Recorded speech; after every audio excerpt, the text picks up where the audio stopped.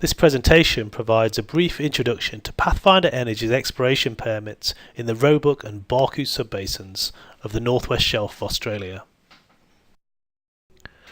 Pathfinder recognised the potential of the Roebuck subbasin prior to recent discoveries, allowing for significant land capture in the basin ahead of competition. A footprint of nearly 30,000 square kilometres in the inboard part of the basin, a long trend from the Rock and Phoenix South discoveries, is held with a 100% working interest by Pathfinder. The recent discoveries at Rock and Phoenix South have made the Roebuck the most attractive petroleum system to have emerged in Australia in decades. Success in the basin significantly de-risks the inboard Roebuck, including the 180 million barrel Pina Colada oil prospect that Pathfinder has identified.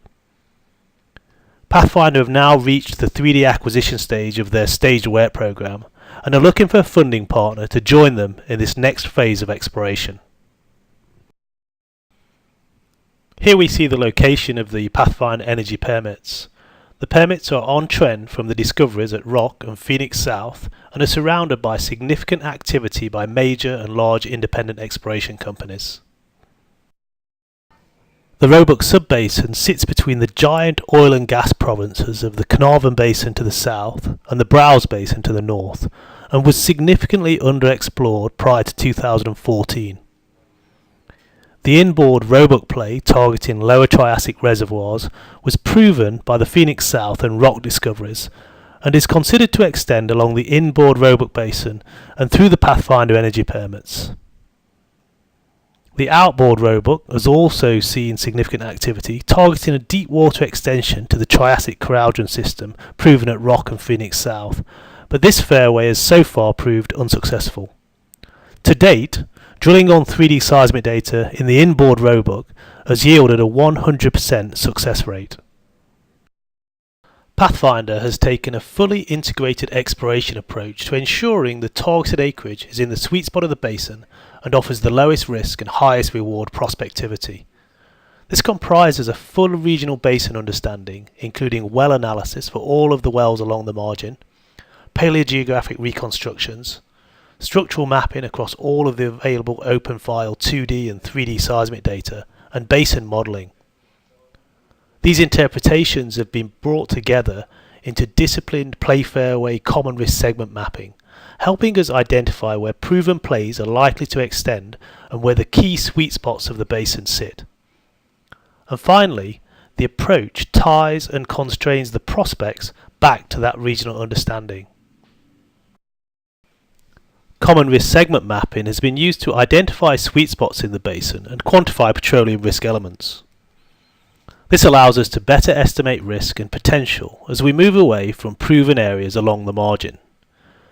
To the south, we have developed an understanding of how the play systems in the Keraudren fairway extend to the northeast along the margin, and how the risk perception changes as we move away from the proven areas.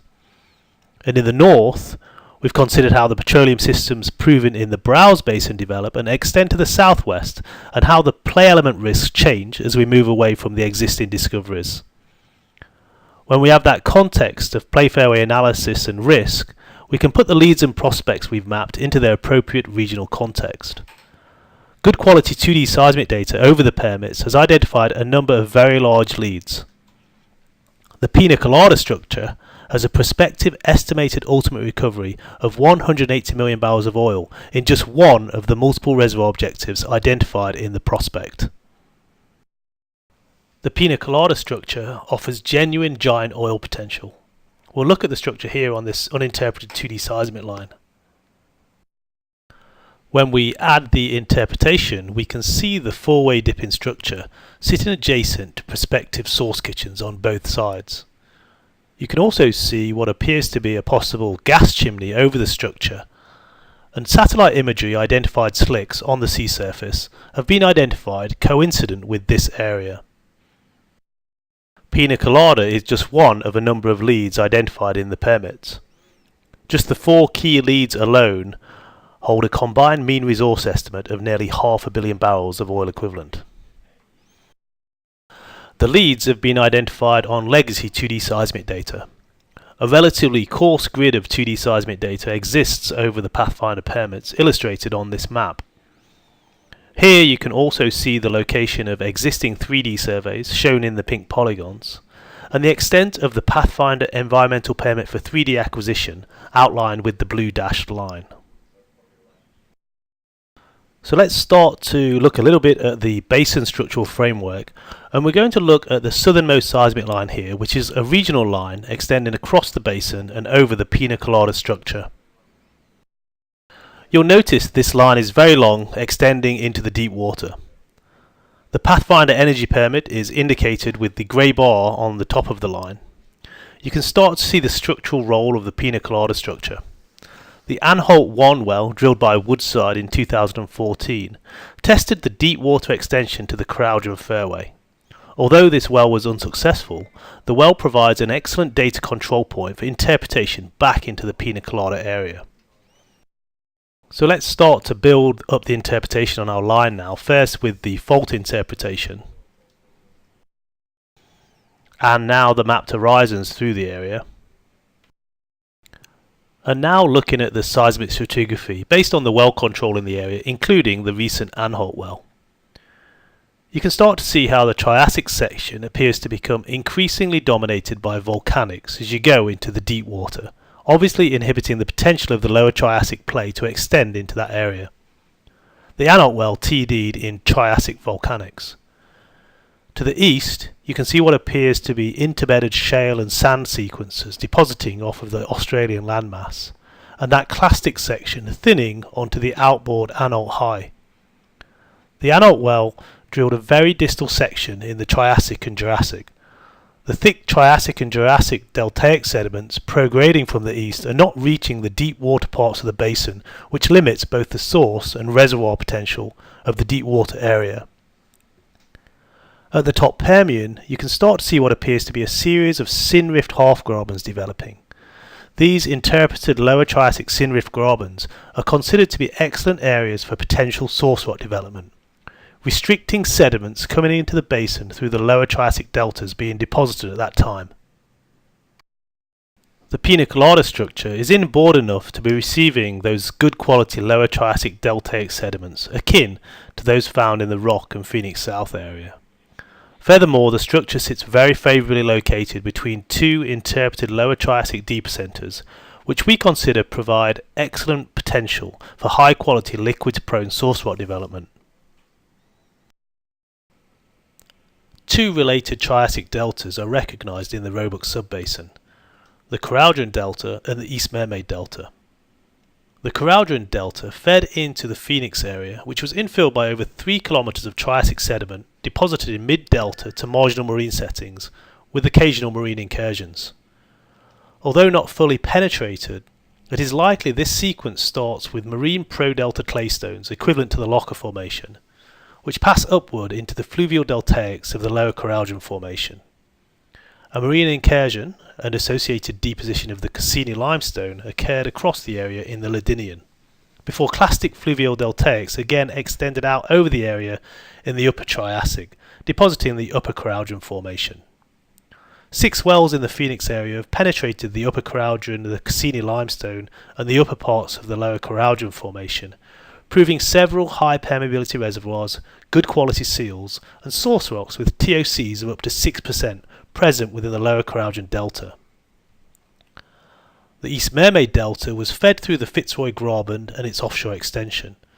Triassic sediments largely bypassed this feeder channel and were initially deposited in early Triassic half-grabens that developed inboard and outboard of the Pina Colada High.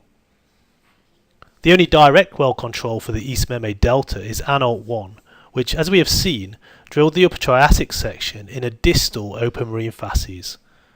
Seismic to the east of Pina Colada shows that the interpreted Triassic section has been eroded by the younger mid-Jurassic Delta. The depositional environment in the Pina Colada area is interpreted to be similar to the setting in the Phoenix area, and we can anticipate similar reservoirs to be present. Amalgamated channel sands, beach barrier sands and shallow marine shelf sands are interpreted and expected to retain similar properties to those seen in the Phoenix area. So let's take a quick look at the Rock and Phoenix South discoveries. The rock field is a four-way dip closure with stacked reservoirs in the Cayley sandstone of the Lower Keraudren Formation. With a reserve estimate of 330 BCF and 19 million barrels of oil, excellent flow rates have been achieved in the field, with Rock 2 flowing on DST at over 50 million cubic feet of gas a day with nearly 3,000 barrels of condensate. At 4,400 metres depth, average permeabilities in the reservoir are interpreted to be 135 millidarcies. Phoenix South is a four-way dip closure with reservoirs in the Barrett and Cayley sandstones of the Lower Keraudren. 31 million barrels of light oil is estimated in the Barrett sandstone. Gas and condensate in the deeper Cayley sandstone was tested in late 2016 by Phoenix South 2, but the well was unable to assess the majority of the deeper discovery due to encountering excessively high pressures in the reservoir. The high pressures suggest that Phoenix South could be considerably bigger than originally anticipated, and the joint venture are planning on redrilling Phoenix South in late 2017, as well as testing an additional structure in the area called Dorado. The Cayley sandstone at Phoenix South has estimated reserves of 470 BCF of gas and 25 million barrels of condensate, but could be significantly bigger. 5 key horizons have been mapped throughout the area, tying the Pathfinder acreage into the existing wells and the recent discoveries. You can see the Pathfinder acreage highlighted in the blue outlines. Key maps have been made at the top Permian, the mid-Triassic Cassini limestone, the top Triassic, the Calovian unconformity, the Albion unconformity, and of course seabed. These maps have also been depth converted and also used in our maturity modelling along the margin. When we come to source rock prediction, we've considered the equivalent source rocks as found in the Keraudren Delta to be also present in the East Mermaid Delta, where we consider the Phoenix embayment has played a role in restricting circulation and developing good liquids-prone source rocks in the Phoenix area. We also consider that the identified half-grabens in the Pina Colada area will also play a highly favourable role in restricting circulation and developing good quality liquids-prone source rocks in the Pina Colada area. As you can see from the isochron, thick Triassic deeper centres are interpreted on either side of the Pina Colada high. If we look closer at our Triassic Isopach, we can see these deeper centres developing a little clearer. To the south, we see the Phoenix embayment with our proven source rock deposition. Adjacent to Pina Colada, we see the development of the Pina Colada graben to the east and the Anholt graben to the west. We consider these local deeper centres to have excellent potential for restricted lower Triassic source rock deposition. From interpretation of the Anholt well, it is likely that the deep water area had unrestricted marine circulation during the Triassic and therefore little chance for liquids-prone source rock deposition. Source rock modelling undertaken by Pathfinder over the basin suggests that both oil and gas will be expelled from a lower Keraudren source rock if present in the graben areas surrounding Pina Colada.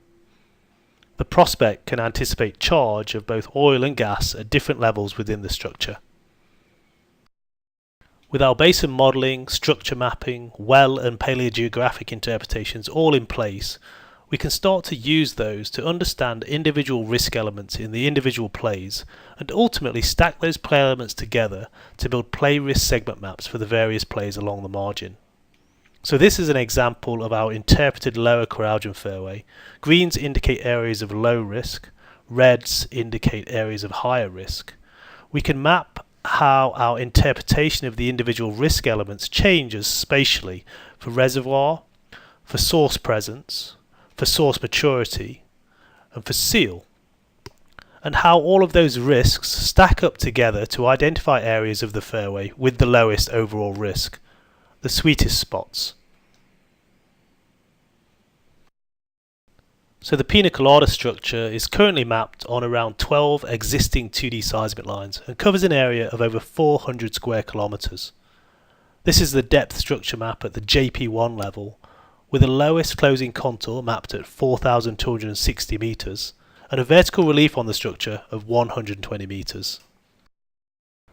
5 reservoir objectives have been identified with 4-way dip closures seen from the JP1 level all the way down to the Norian maximum flooding surface event. The depth structure maps at 3 key objective horizons are presented on the right hand side of the slide. The 180 million barrel reserve estimate is only calculated for the top Triassic reservoir objective. The total reserve estimate for the prospect at all the identified reservoir levels combined exceeds 500 million barrels mean estimated ultimate reserves. The Pina Colada structure, here seen on legacy 2D seismic data, this is a northwest-southeast orientated line going through the centre of the structure indicated on the map below. The Pina Colada structure is a 4-way dipping structural closure with a fault on the southeast side of the feature. This fault is the bounding fault to the Pina Colada graben developing to the southeast of the structure. With the environmental permit for 3D acquisition in place, the next phase in the WET program is 3D seismic acquisition. Post 3D seismic acquisition, the permits all have an exit option prior to entering the drilling phase of the WET program. Multiple options exist for proposed survey outlines of different sizes covering prospects in both the Pina Colada and Bellini trend areas. Early identification of the hydrocarbon potential of the Roebuck Sub-basin allowed Pathfinder Energy to build an acreage footprint of nearly 30,000 square kilometres on trend from the recent Rock and Phoenix South discoveries. After identifying significant opportunities from legacy 2D seismic data, Pathfinder now seeks a funding partner to join them in the next phase of exploration on the permits. The acquisition of 3D seismic data to further de-risk leads and prospects mapped to date, including the 180 million barrel Pina Colada structure. Thank you for your attention. Please contact Ian Bazzario, Technical Director with Pathfinder Energy, with any questions.